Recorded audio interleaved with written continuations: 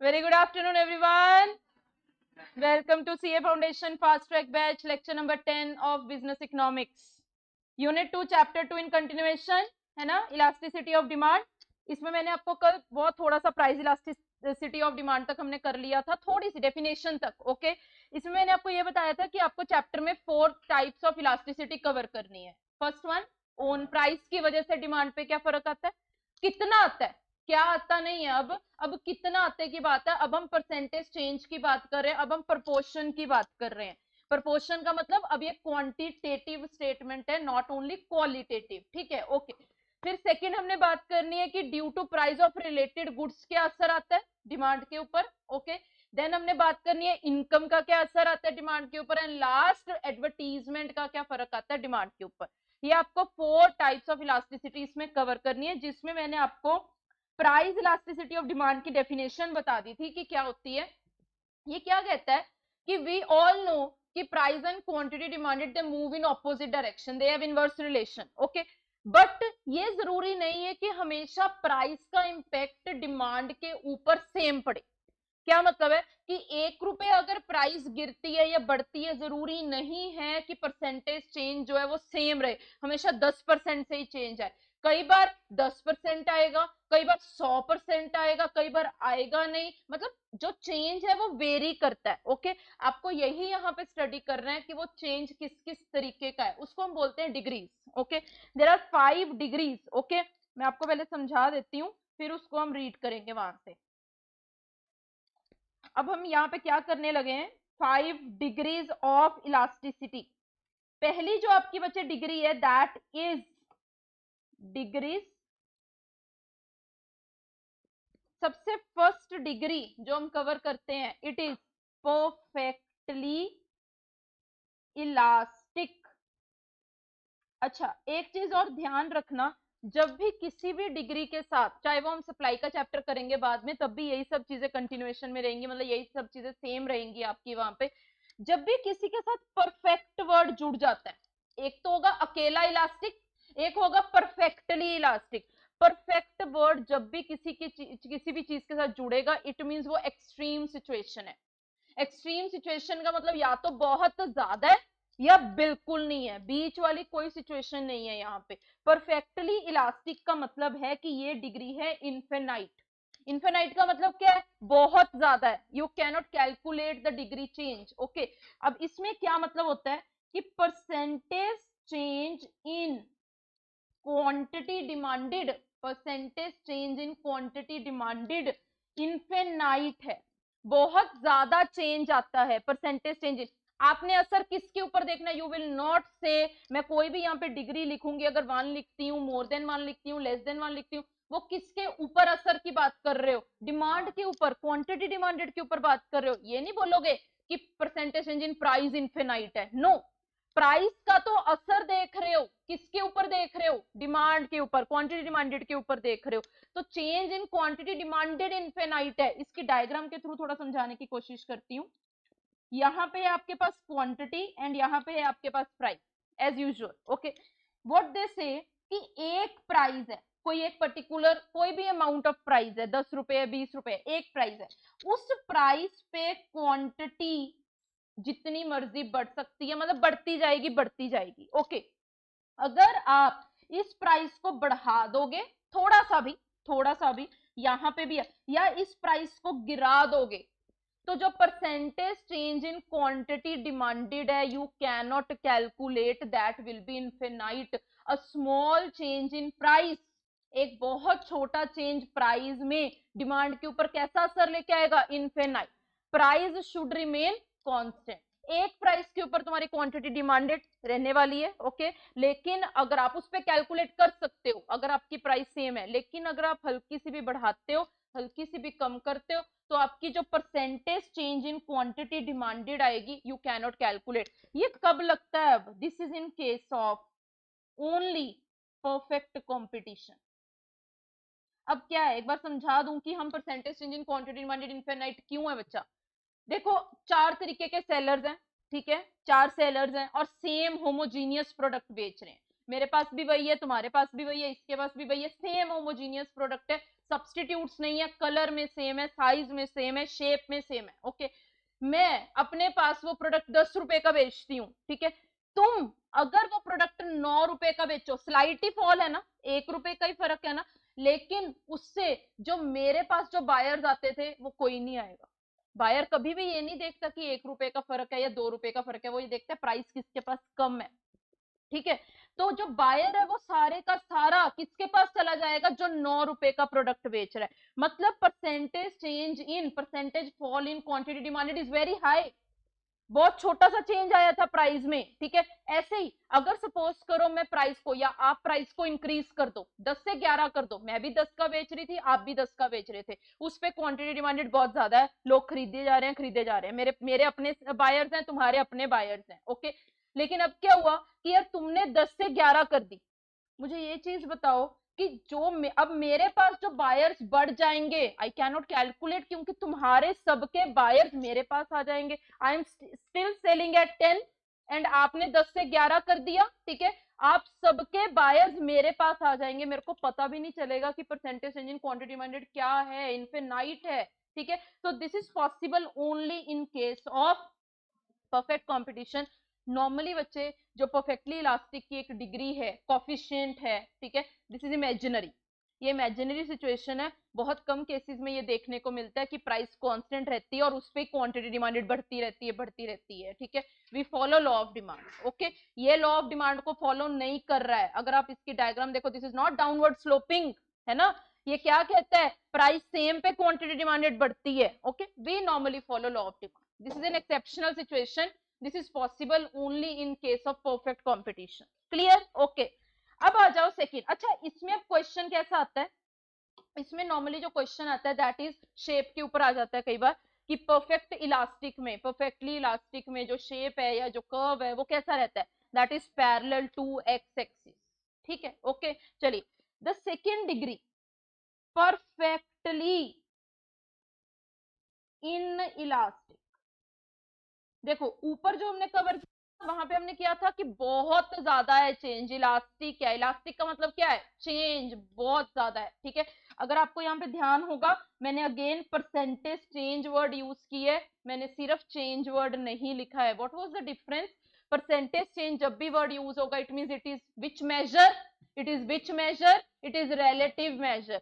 और अगर अकेला चेंज वर्ड यूज करती तो वो एब्सोल्यूट होता, लेकिन हमारा ये पूरा चैप्टर ही रिलेटिव मेजर है, ओके। चलिए, perfect in elastic, in elastic का मतलब क्या है, चेंज नहीं होगा, परफेक्टली चेंज नहीं होगा।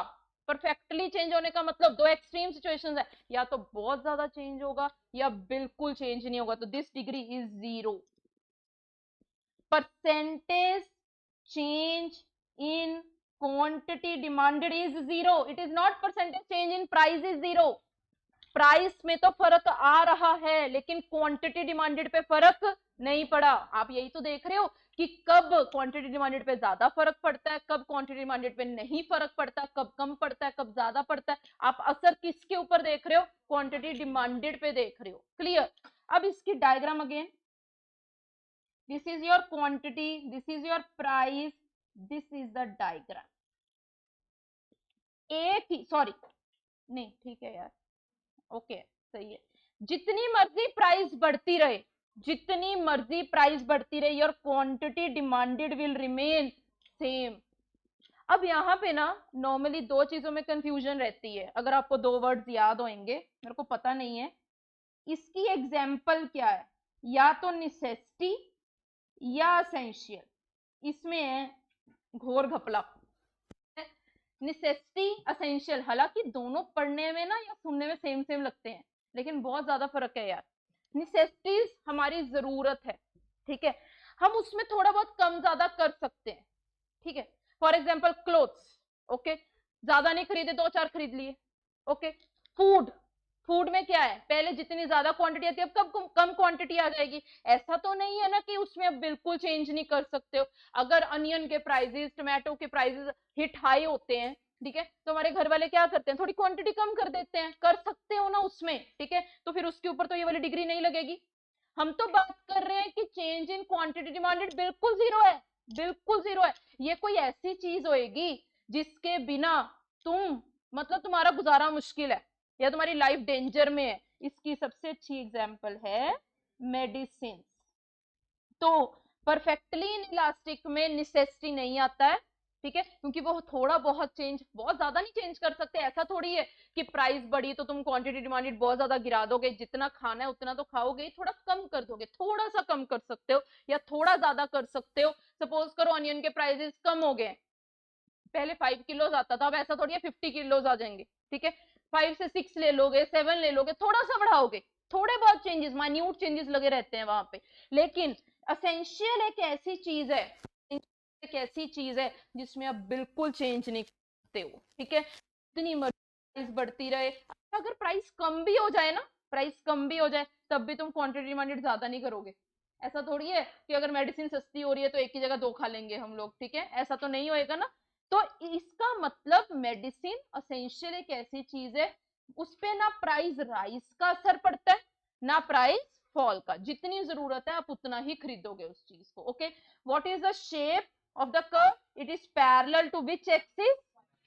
It is parallel to Y axis. Okay, third, अब दोनों हमने एक्सट्रीम डिग्रीज कर ली, एक इनफिनाइट कर लिया, एक जीरो कर लिया, अब बीच की भी तो करेंगे ना, ठीक है। अब बीच में क्या है?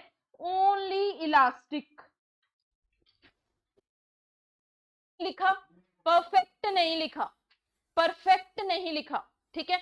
ये मतलब एक्सट्रीम सिचुएशन नहीं है, ऐसी सिचुएशन नहीं है जहां पे तुम कैलकुलेशंस कर नहीं सकते हो। इलास्टिक का मतलब क्या है? चेंज हो रहा है चेंज, लेकिन ऐसा चेंज नहीं है कि जो तुम कैलकुलेट ना कर पाओ। तो इट इज मोर देन 1।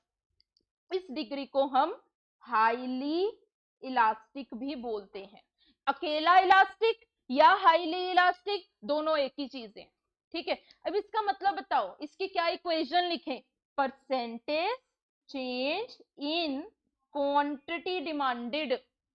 चलो मैं अभी ना पूरी एक लाइन लिख देती हूं, अब आप उसको फिल करना जरा कि किसकी तरफ ग्रेटर का साइन लगेगा, किसकी तरफ ग्रेटर का साइन लगेगा, मुंह किसकी तरफ खुलेगा, क्वांटिटी डिमांडेड पे या प्राइस पे? बिल्कुल सही है, मोर देन 1। ज्यादा असर आ रहा है किस पे? आ रहा है प्राइस पे थोड़ी, प्राइस को मूव करके डिमांड पे असर आ रहा है, तो ये ऐसा रहेगा। क्या मतलब है? Percentage change in quantity demanded बहुत ज्यादा है, थोड़ा सा प्राइस में फर्क आया, ठीक है, लेकिन जो लोगों ने क्वांटिटी डिमांडेड छोड़ी बहुत ज्यादा छोड़ी, ठीक है। अब यहां पे जो इसकी डायग्राम बनती है, obviously there will be inverse relation, ठीक है। हाईली इलास्टिक है, ज्यादा इलास्टिक है, ज्यादा इलास्टिक के केस में फ्लैटर रहता है। फ्लैटर, फ्लैटर और स्टीपर हमने पढ़ा हुआ है, मार्केट डिमांड और इंडिविजुअल। फ्लैटर, फ्लैटर हम तब मार्केट डिमांड को क्यों बोलते थे? क्योंकि उसमें वो चेंजेस ज्यादा दिखते थे, है ना, चेंजेस ज्यादा दिखते थे क्वांटिटी डिमांडेड में, तो यहाँ पे भी तो चेंज ज्यादा दिख रहा है क्वांटिटी डिमांडेड में, तो इट इज फ्लैटर। अब एग्जाम्पल सोचते हैं इसकी। ऐसी कौन सी चीज है जिसकी थोड़ी सी प्राइस बढ़ेगी और तुम डिमांड बहुत ज्यादा छोड़ सकते हो? निसेसिटी तो होगी नहीं, लग्जरीज, बिल्कुल सही है, लग्जरीज, है ना। लग्जरीज में क्या है कि यार हम खरीद ही इसलिए रहे थे क्योंकि हमारी रेंज में आ रही थी वो वाली चीज। अगर और ज्यादा बढ़ गई, पहले ही उसकी प्राइस बहुत ज्यादा होती है, और ज्यादा बढ़ गई तो बहुत ज्यादा लोग उसकी डिमांड को छोड़ सकते हैं ना। अब सपोज करो कि जैसे हमारे पास एपिडेमिक आया था कोरोना का, लोगों ने खाना पीना तो नहीं छोड़ा, ठीक है, लेकिन जो लोग लग्जरीज खरीदते थे उन्होंने वो तो छोड़ी होगी, ठीक है। सबसे पहला जो निशाना होता है ना वो लग्जरीज पे होता है, यार उसको कट डाउन करो, वहां पे एक्सपेंडिचर कट डाउन करो, because that is not your necessity, ठीक है। तो इसकी एग्जाम्पल क्या है? Luxuries. Okay, this is highly elastic, या इसको ओनली इलास्टिक बोलोगे, मोर देन 1। ओके, कौन कैसी शेप है इसकी? It is flatter curve, downward sloping flatter curve. Okay ma'am, fourth आ जाओ। Fourth is only in elastic. मैंने कौन सा वर्ड नहीं लिखा इसके साथ? परफेक्ट वर्ड नहीं लिखा। अगर परफेक्टली इन इलास्टिक लिखती तो ऐसा मान के चलती कि बिल्कुल चेंज नहीं आ रहा, ठीक है। यहां पे इन इलास्टिक का मतलब है चेंज नहीं आ रहा, चेंज नहीं आ रहा, लेकिन परफेक्ट नहीं है, तो थोड़ा बहुत माइन्यूट चेंज तो आता होएगा। तो ये कौन सी डिग्री है? Less than 1, it is less than elastic. Clear? Okay, अब चलो इसकी इक्वेशन बनाते हैं। Percentage change in quantity demanded, percentage, इन्हीं दो का रिलेशन देख रहे हो ना, बताओ जरा किसकी तरफ मुंह खुलेगा? प्राइस की तरफ। क्यों? क्योंकि अब हमें लेस क्वांटिटी डिमांडेड को कम दिखा, ठीक है, तो इट मींस परसेंटेज, अब इसको पढ़ के देख सकते हो, percentage change in quantity demanded कम है, प्राइस में फर्क ज्यादा आया, ठीक है। आपकी वेजिटेबल्स महंगी होगी, आपके फ्रूट्स महंगे हो गए, बहुत सारी ऐसी चीजें महंगी हो गई हैं, ठीक है, लेकिन आप क्या क्वांटिटी डिमांडेड बहुत ज्यादा छोड़ सकते हो? नहीं छोड़ सकते, बिकॉज दैट इज अ, क्या है वो, निसेसिटी है यार। ओके मैम, चलो डाउनवर्ड स्लोपिंग तो रहेगा ही रहेगा, ठीक है, लेकिन क्या फर्क होगा? स्टीपर होगा। Can you see the difference between this curve and this curve? Both are downward sloping, लेकिन एक में ज्यादा चेंज आ रहा है और एक में कम चेंज आ रहा है। Okay, the fifth degree and the last degree, मतलब और कौन से तरीके का चेंज आ सकता है? That is unitary elastic. देखो हमने सारे कर लिए, कौन कौन से कर लिए? इनफिनाइट कर लिया, जीरो कर लिया, मोर देन वन कर लिया, लेस देन वन कर, अब equal to one. Equal to one का सिंपल यहाँ पे मतलब है कि न्यूट्रल रहेंगी चीजें, ना बहुत ज्यादा फर्क आएगा ना बहुत कम फर्क आएगा, बीच वाला फर्क आएगा, कुछ लोग छोड़ेंगे कुछ लोग खरीदेंगे, ठीक है, तो this is equal to one.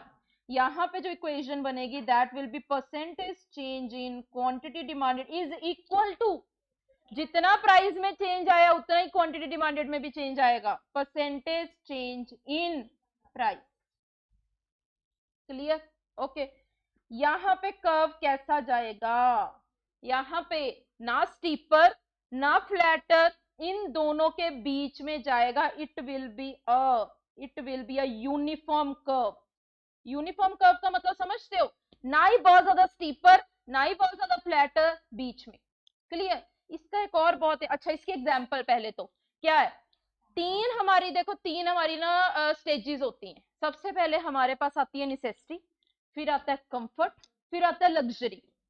निसेसिटीज वो चीजें हैं जो तुम्हें चाहिए ही चाहिए, कंफर्ट्स वो चीजें नहीं है जो तुम्हें चाहिए बट वो तुम्हारी लाइफ को थोड़ा आसान कर देती है, महंगी नहीं होती है, ठीक है, लेकिन आसान कर देती है। लाइक उसमें क्या आता है, फैन, स्कूटर, साइकिल, कूलर, ठीक है, महंगी नहीं है लेकिन ये लाइफ को थोड़ा स्मूथ कर देती है, बहुत ज्यादा स्टैंडर्ड ऑफ लिविंग हाई नहीं होगा लेकिन स्मूथ हो जाएगा, ठीक है। एंड उसके ऊपर भी एक स्टेज है, किसकी? लग्जरी की, ठीक है। अब निसेसिटी के ऊपर लेस देन वन, लग्जरी के ऊपर मोर देन वन, बीच वाला कौन सा बचा? कंफर्ट, जिसपे बहुत ज्यादा फर्क नहीं आएगा। वाई? वाई क्यों नहीं फर्क है? क्योंकि ना ही बहुत ज्यादा सस्ता है ना ही बहुत ज्यादा महंगा है, बीच वाले मिडिल क्लास लोग खरीद सकते हैं इसको, ठीक है, बहुत ज्यादा डिमांड इसकी छोड़ भी नहीं सकते हो, कई लोग छोड़ भी देंगे, ठीक है। एक और इंपॉर्टेंट पॉइंट में भी तुम्हें याद हो, इस कर्व को और क्या बोलते हैं?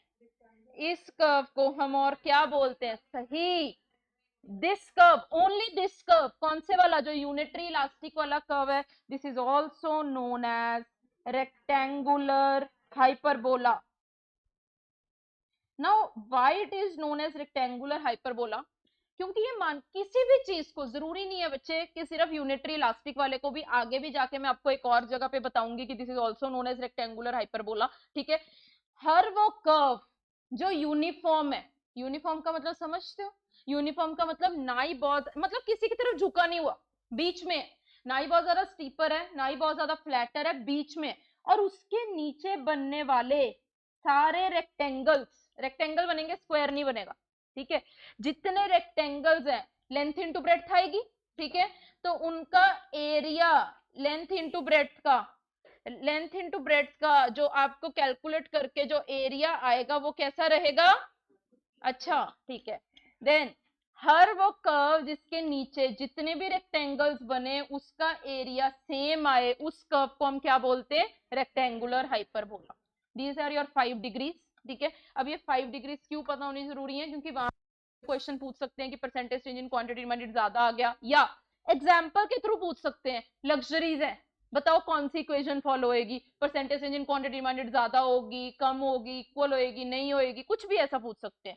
यू शुड नो एग्जाम्पल्स सबकी, शेप ऑफ द कर्व्स, ठीक है, एंड कि उनके नाम क्या है, क्लियर? ओके चलो देखो पहले इनको 5 डिग्रीज को from your notes. Very first degree, बस डायग्राम्स देखते जाओ। Very first degree is perfectly elastic, it means infinite है। अगर आप ध्यान दो तो यहाँ पे वर्ड कॉफिशिएंट भी यूज किया गया है।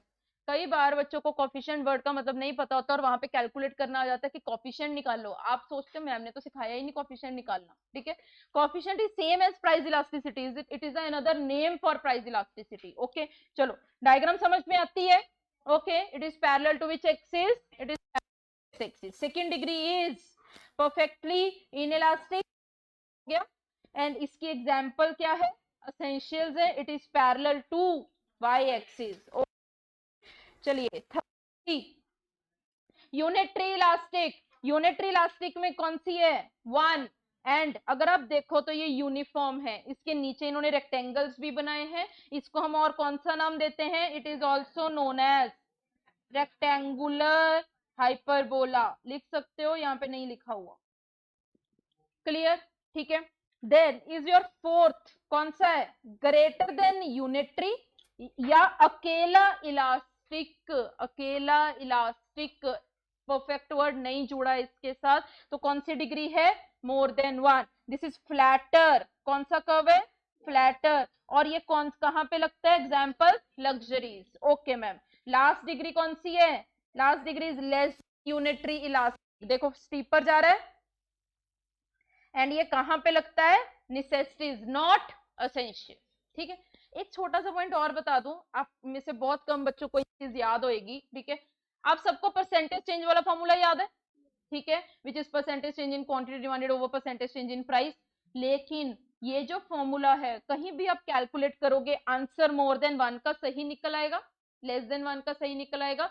लेकिन ये जो आपका परसेंटेज चेंज वाला फॉर्मूला है ना, ये इक्वल टू 1 के ऊपर नहीं लगता है।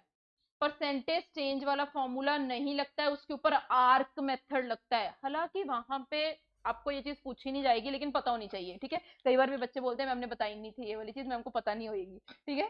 परसेंटेज चेंज वाला जो फॉर्मूला है, आपके पास दो मेथड्स होते हैं, पॉइंट इलास्टिसिटी या आर्क इलास्टिसिटी। पॉइंट इलास्टिसिटी में परसेंटेज चेंज वाला मेथड होता है। परसेंटेज चेंज से जो आपका कोई भी ना आगे न्यूमेरिकल होगा, या मैं आपको एक एग्जांपल कोट करके दिखा दूंगी, आपके पुराने नोट्स में ये है, ठीक है। अगर वहां पे आप देखो ना, तो अब परसेंटेज चेंज का फॉर्मूला अप्लाई करोगे तो वहां पे आपका ये वाला, ये जो है आपका यूनिटरी इलास्टिक, ये वाला आंसर सही निकलता नहीं है। एक ना एग्जांपल मैं अभी आपको दे देती हूँ, लाइक 6556, ठीक है। इसका एरिया निकालना जरा। प्राइस कहां पे, कौन से एक्सिस पे आती है? वाई एक्सिस पे। एंड क्वांटिटी कहां पे आती है? X axis. तो लेंथ इनटू ब्रेड्थ होगा, ठीक है। तो 30 हो गया, 30 हो गया, मतलब ये रेक्टेंगुलर हाइपरबोला होगा। इसकी जो डिग्री आनी चाहिए वो यूनिटरी आनी चाहिए, है ना। ऐसा कोई आपके पास डाटा है जिसका आंसर अगर आप निकालो यूनिटरी भी आए और रेक्टेंगुलर हाइपरबोला भी आए, तब वो यूनिटरी इलास्टिक है। अब ना आपका होमवर्क है ये, आप इसी के ऊपर, इसी डाटा के ऊपर ना परसेंटेज चेंज वाला फॉर्मूला लगा के देखना। इक्वल टू 1 नहीं आएगा, लेस देन 1 आएगा, 0 पॉइंट कुछ करके आंसर आता है, ठीक है। मे बी पता नहीं मोर देन 1 आता है, लेकिन इक्वल टू 1 नहीं आता है। आर्क इलास्टिसिटी वाला मेथड लगाओगे तो सही आ जाएगा। मेरे कहने का मतलब सिर्फ इतना है कि जो परसेंटेज चेंज वाला मेथड है या पॉइंट मेथड है, अभी मत कीजिएगा प्लीज, अभी मत कीजिएगा। जो पॉइंट वाला मेथड है, पॉइंट इलास्टिसिटी वाला मेथड है, वो हर जगह पे सही नहीं होता है। उसकी एप्लीकेबिलिटी बहुत जगह पे नहीं होती है, उसके कुछ क्रिटिसिज्म्स है। उसकी सबसे बड़ी क्रिटिसिज्म यही है कि वो यूनिटरी इलास्टिक बहुत बार सही आंसर नहीं निकाल के देता। दिस इज योर होमवर्क, कल डिस्कस करेंगे इसको कि आंसर निकला था क्या निकला था। ओके चलो 5 डिग्रीज ओके होगी, ठीक है। चलो अब आगे चलते हैं कि इन्होंने आगे क्या दिया है हमें। These are the methods to calculate price elasticity. अभी हम प्राइस इलास्टिसिटी कंटिन्यू कर रहे हैं। हमने ये देख लिया बहुत बार आंसर मोर देन 1 आएगा, बहुत बार आंसर लेस देन 1 आएगा, इक्वल टू 1 आएगा, इनफिनाइट तो चलो नहीं आता है, 0 आएगा। फिर उसको कैलकुलेट कैसे करना है, अभी उसके ऊपर काम करना है। ओके +2 के लेवल तक पढ़ा है, that is only this percentage method, है ना। थोड़ी सी एक्सटेंशन है। अब वो एक्सटेंशन क्या है, पहले मैं आपको थ्योरेटिकली बता दूं वो चीजें। देखो हमारा जो परसेंटेज मेथड है क्या कहता है, percentage change in quantity demanded, मैंने कल बताया था आपको, डिवाइडेड बाय परसेंटेज चेंज इन क्या आएगा, प्राइस, क्योंकि आप यही वाला फैक्टर तो कंसीडर कर रहे हो यहाँ पे। ओके, इसको अगर हम ओपन करें percentage change in quantity demanded, क्या फॉर्मूला बनता है, न्यू क्वांटिटी, चेंज कैसे कैलकुलेट करना है, हमेशा new minus old, new minus old quantity. अगर मैं सिर्फ Q1 माइनस Q करूं तो ये कौन सा चेंज है, दिस इज ओनली एब्सोल्यूट, अभी इसको यूनिट कैरी हो रही होगी, ठीक है। इसको अभी मेरे को परसेंटेज में कन्वर्ट करना है, तो परसेंटेज में कन्वर्ट करने के लिए divide by Q, okay, into 100, चलो divided by percentage change in price क्या आएगा, P1 minus P divided bye P into 100, okay ठीक। इसको और किस तरीके से लिख सकते हैं, चेंज को हम डिनोट करते हैं डेल्टा से, this is delta Q by Q into 100 cut गया, okay, P divided by delta P। एक तो ये फॉर्मूला है और एक ये फॉर्मूला है। बहुत सारे ऐसे क्वेश्चंस होंगे जहां पे ये फॉर्मूला लगेगा, बहुत सारे ऐसे क्वेश्चंस होंगे जहां पे ये वाला फॉर्मूला लगेगा, दोनों फॉर्मूले याद होने चाहिए, ओके। अब ये वाला फॉर्मूला क्या एज्यूम करता है कि जो आप चेंज देख रहे हो वो आप old quantity and old price पे देख रहे हो। ये क्यों था, अब इसका कारण क्या है कि हम old quantity and old price पे देख रहे हैं। ये डायग्राम है and this is your demand curve for example, okay. ये कहते हैं आप पहले यहां पे थे और आपका चेंज सिर्फ इतना है, बहुत छोटा चेंज है, दिख नहीं रहा, दिस इज नोन एज इन्फिनाइटसिमल, इन्फिनाइटसिमल, सिमल का मतलब बहुत स्मॉल चेंज है, ठीक है, बहुत स्मॉल चेंज है, इसलिए नहीं फर्क पड़ता कि आप बेस में क्या चीज लेते हो, बहुत ज्यादा आंसर में फर्क नहीं आएगा कि आप किस क्वांटिटी किस प्राइस पे आप फर्क देख रहे हो। क्या मतलब है इसका कि यार प्राइस 10 थी, 10 से 10.2 हो गई है, ठीक है, क्वांटिटी 5 थी, 5 से 5.4 हो गई है, बहुत छोटे चेंजेस हैं, ठीक है। इट डजेंट मैटर कि आप 10 लो बेस पे या 10.2 लो, this is your new old price, this was your new price, this is old quantity, this is new quantity, ठीक है। अगर आप देखो तो दोनों में फर्क ज्यादा नहीं है, ठीक है। तो इट मींस आप बेस में या तो 5 लो या 5.4 लो, प्राइस में या तो 10 लो या 10.2 लो, ज्यादा आंसर में फर्क नहीं आएगा, इसलिए हमने बेस में ओल्ड क्वांटिटी को कंसीडर किया। लेकिन कहते बहुत सारे ऐसे केसेस हैं जिसमें ये डिमांड कर्व है and you are here and आपके चेंजेस आए बहुत बड़े, बहुत बड़े, ठीक है, 5 से 50 हो गया, 10 से 100 हो गया, चेंजेस बहुत बड़े हैं, तो इन दैट केस आप जो बेस लोगे that will B not old quantity and old price, आपको दोनों को वेटेज देनी पड़ेगी। फॉर एग्जाम्पल प्राइस है, क्वांटिटी है, प्राइस हो गई 10 से 100, ओके, एंड क्वांटिटी हो गई, आप पहले कंसीडर कर रहे थे 50, अब हो गई 5, चेंजेस बहुत बड़े हैं, ठीक है। अब सॉरी, अब यहां पे वो क्या कहते हैं कि आप लोगे 100 minus 10 that is 90 and 5 minus 50 that is minus 45, this is okay. लेकिन अभी हमने इसको किस में चेंज करना है, हमने इसको परसेंटेज चेंज में कन्वर्ट करना है। ये वाले चेंजेस कौन से हैं, ये एब्सोल्यूट है, दिस कैरी यूनिट्स, है ना। अभी इसको परसेंटेज में कन्वर्ट करना है। अगर हम पॉइंट मेथड की माने, ये वाला मेथड पॉइंट मेथड है, पॉइंट का मतलब एक पॉइंट पे इलास्टिसिटी को कवर कर रहे हो, ठीक है। दिस इज आर्क मेथड, ये पूरी आर्क बन रही है यहाँ पे, आर्क। अगर मैं इसको नॉन लीनियर डिमांड कर्व बनाऊं, नॉन लीनियर समझते हो, थोड़ा सा कर्व्ड आएगा, नॉन लीनियर डिमांड कर्व बनाऊं, आर्क है, एक पॉइंट पे खड़े होकर इलास्टिसिटी या चेंज मेजर नहीं कर रही हूं, पूरी आर्क के ऊपर मेजर कर रही हूं, दिस इज आर्क इलास्टिसिटी। अब इसमें ये क्या बोलता है, Q1 minus Q divided by Q, हमारा ये फॉर्मूला है, हमने यहाँ पे क्या माना, बेस में क्या माना था, ओल्ड क्वांटिटी को बेस, ठीक है। हमने ओल्ड क्वांटिटी को इसलिए माना था क्योंकि new quantity and old quantity में ज्यादा फर्क नहीं था, ठीक है, like hair, like hair.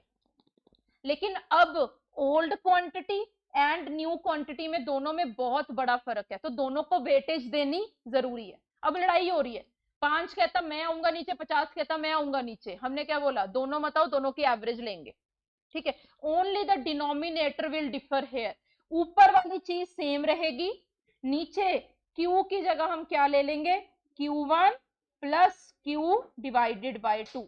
Do you understand what is this, क्या है ये, new quantity plus old quantity divided by 2, okay.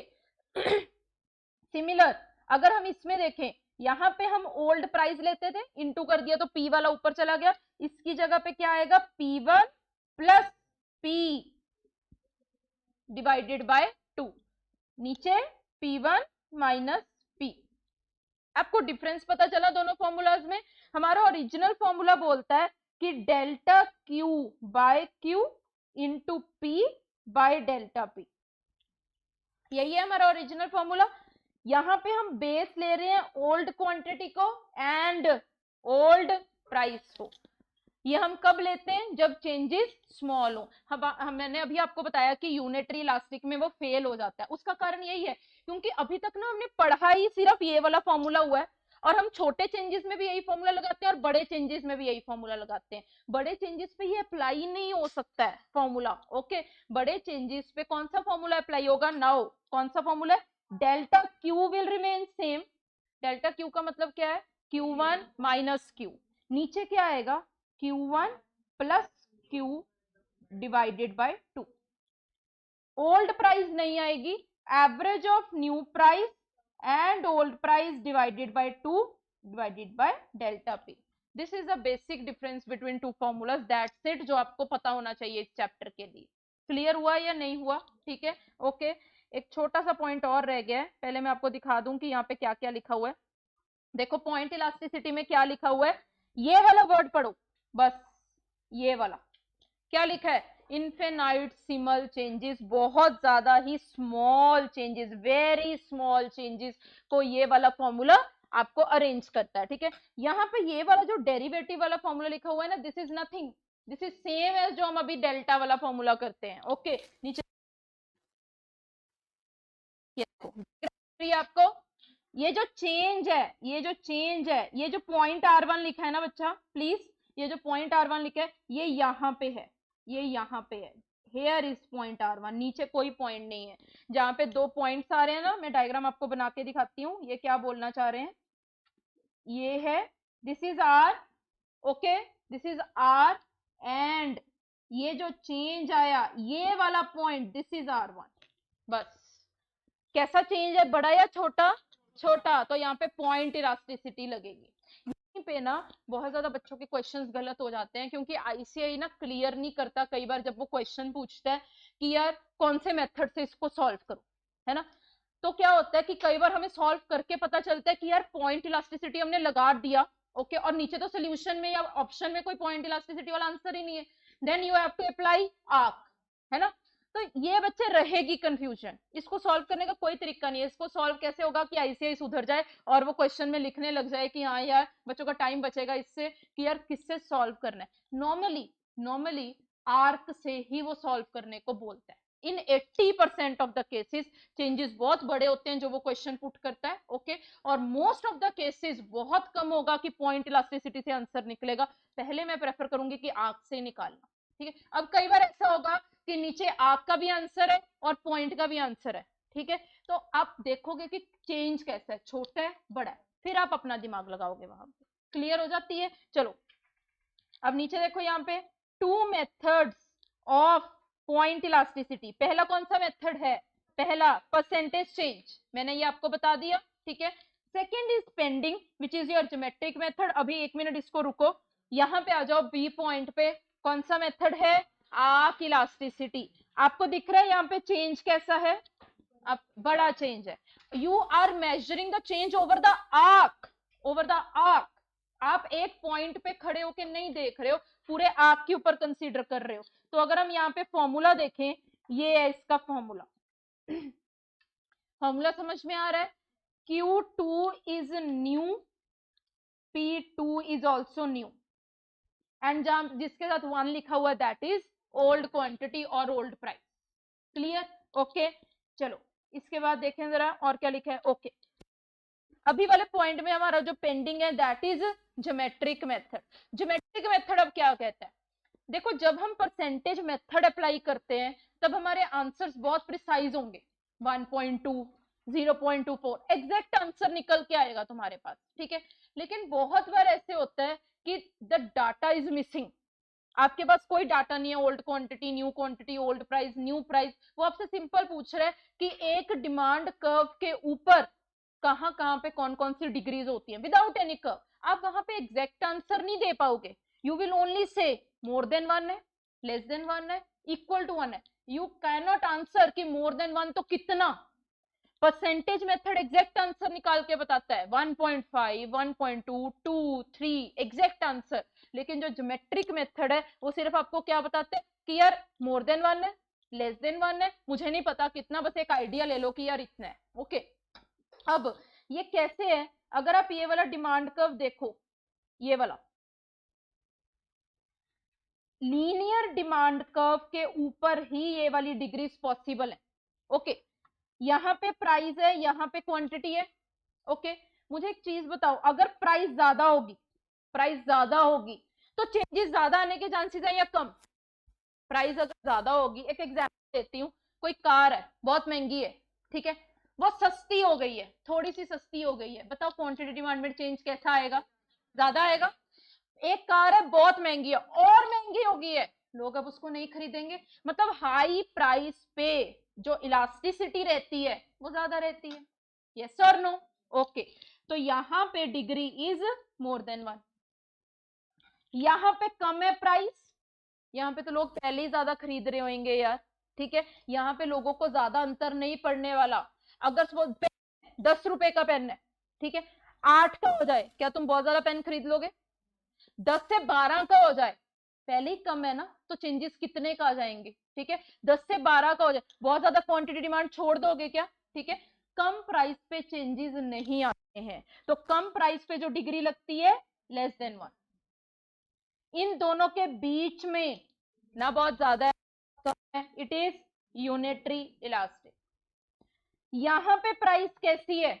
मतलब यहां पे प्राइस एक्सट्रीमली हाई है, पहले ही बहुत ज्यादा है, उससे अगर थोड़ा सा भी स्मॉल चेंज भी आया तो कैसे चेंजेस होंगे? इनफिनाइट चेंजेस होंगे, ठीक है। Here it is degree infinite. अच्छा, प्राइस 0 है, प्राइस 0 है, ठीक है, 0 का मतलब लंगर खा रहे हो फ्री का, ठीक है, 0 फ्री पे ले रहे हो यार। Okay, demand, elasticity of demand कैसी है? इन इलास्टिक है। नॉर्मली हम मानते हैं 0 प्राइस पे तो कोई चेंजेस आते ही नहीं है, there are no changes at 0 price. तो यहाँ पे कौन सी डिग्री है? 0। These are your 5 degrees. इसको निकालने का, इसके ऊपर बहुत कम क्वेश्चन आते हैं, लेकिन इसके ऊपर अगर क्वेश्चन आता है तो वो कैसा आता है? एक स्ट्रेट लाइन डिमांड कर्व है, मिड पॉइंट से वाई एक्सिस की तरफ जाते हुए बीच में डिग्री कौन सी आती है, ऐसे पूछेगा वो question. Straight line demand, exact ऐसे नहीं पूछ लेगा प्राइस हाई है कैसी डिग्री है, प्राइस लो है कैसी डिग्री है, you need to be very precise here, ठीक है। क्या पूछता है? स्ट्रेट लाइन डिमांड कर्व है, मिड पॉइंट से, मिड पॉइंट समझते हो, इसकी बात कर रहा है, वाई एक्सिस की तरफ जाते हुए बीच में कौन सी डिग्री आती है? मोर देन 1। एक डिमांड कर्व है, वो दोनों एक्सिस को टच कर रहा है, it is touching both the axis. बताओ कौन सी डिग्री होगी जब वो वाई एक्सिस को टच करेगा? इनफिनाइट। इसको याद कैसे करना है? नॉर्मली जो स्टूडेंट्स हैं वो इसमें बड़ा कंफ्यूज होते हैं कि ऊपर इनफिनाइट होता है, 0 होता है, ऊपर बड़ी होएगी, बड़ी से छोटी, छोटी छोटी छोटी, infinite, more than 1, equal to 1, less than 1, 0, simple, clear. इसका फॉर्मूला है lower segment over upper segment. Normally ये निकालने के लिए नहीं आता है, इस फॉर्मूले के ऊपर कोई क्वेश्चन नहीं आता, क्वेश्चन आएगा तो जैसा मैंने अभी आपको बोला वैसा आएगा। Clear? Continue tomorrow, thank you very much, bye bye, take care.